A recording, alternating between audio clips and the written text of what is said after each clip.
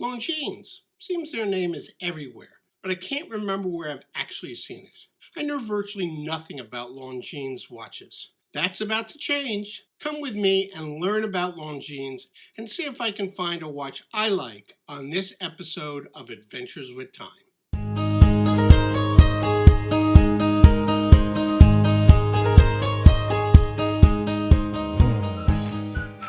Why do I make these brand reviews? It's as much for myself as it is for you. I know that especially in these days of COVID, I'm basing these surveys on web content. However, I find that creating these brand reviews, spending the time to survey each of the brand's watches, and deciding what to convey about each collection forces me to study and absorb information and form an understanding of the brand. I may not retain all of the details, but I do remember the essentials about the brand, such as the history of Panerai and the differences between the Luminor and the Radiomir collections. Maybe not scholarly, but it allows me to think and talk about the brand without having to look up everything. So let's take a look at Longines. Why Longines? Lately I've been seeing Longines referenced in some watch content. Maybe I'm just noticing it a bunch more. And some viewers have pointed me to Longines. Hence, I thought I'd take a deeper dive. And remember, these are just my thoughts on their watches. Yours may differ, and rightly so. We all have our own tastes. Today, Longines sponsors many sporting events and are the official timekeepers for the Kentucky Derby and other such notable happenings. That probably answers the question of why I remember seeing their name in a lot of places. As I do with these videos, let's first dig into the history of Longines. In 1832, August Agassiz, and his two partners formed a company in St. Imier, Switzerland, to produce equipment for measuring sporting events. Longines has been considered a pioneer in watchmaking, initially concentrating on the needs of aviators and explorers, but later turned their attention and talents to making wristwatches. They created the first chronograph in 1913.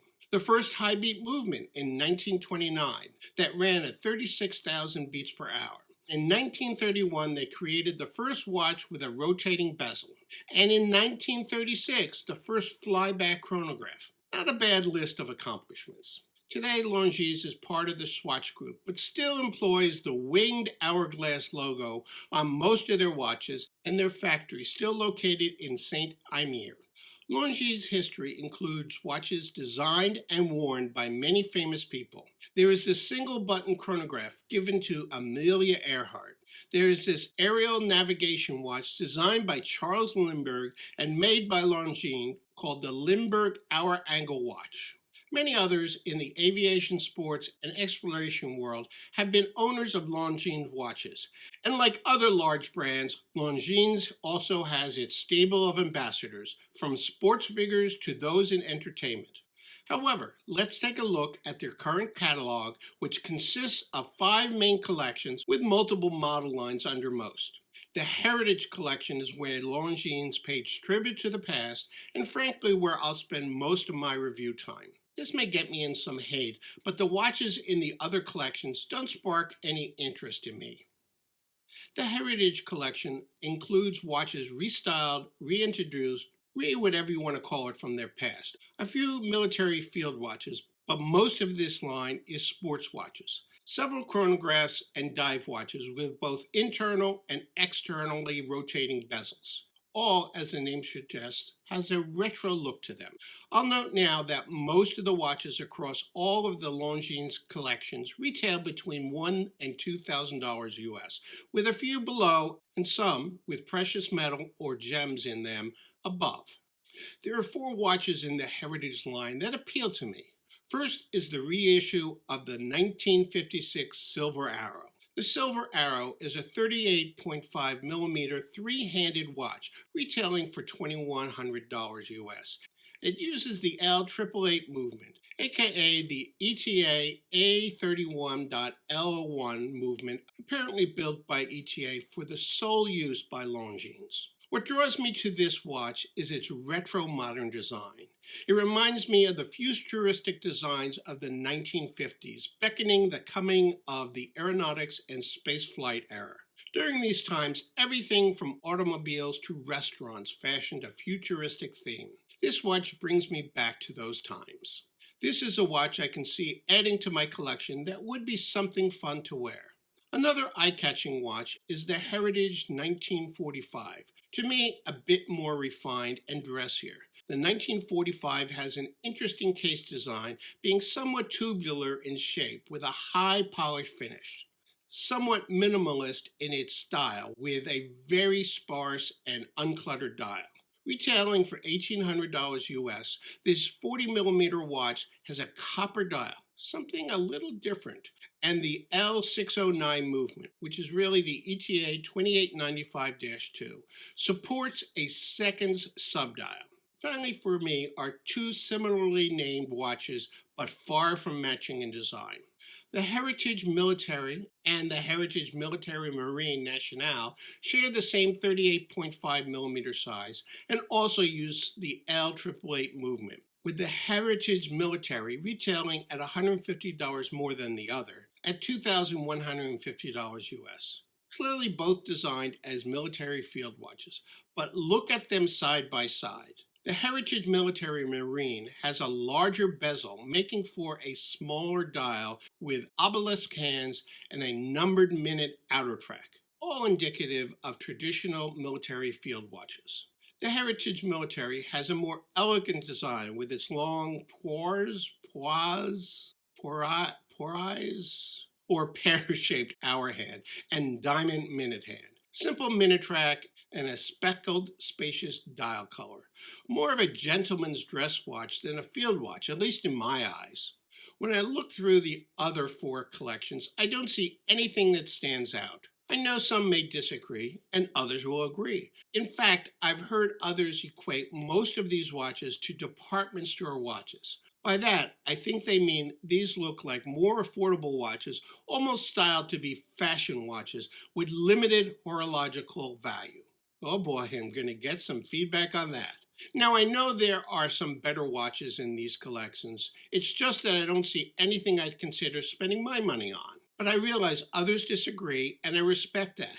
I'm not here making a value judgment on any watch anybody else purchases or likes. I'm just telling you what appeals to me. So sit back and enjoy this 3-minute run through these other Longines collections.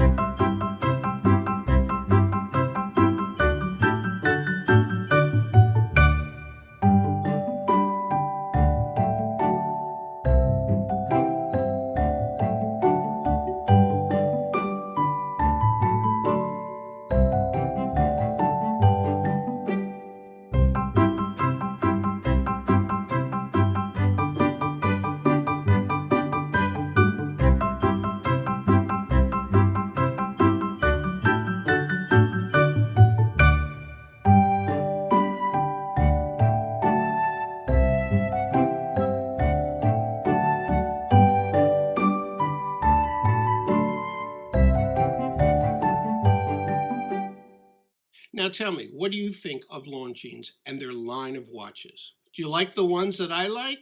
Are there others that appeal to you such that you think viewers should take a look at? Let us know in the comments below. And if you like these types of videos and the other content I have created, please subscribe and ring that bell icon and give a thumbs up or down to this video. All of this helps me continue to create content for your education and enjoyment, and mine too. Finally, here are a couple of other videos on watch brands that may be of interest to you. Until my next video, thanks for watching.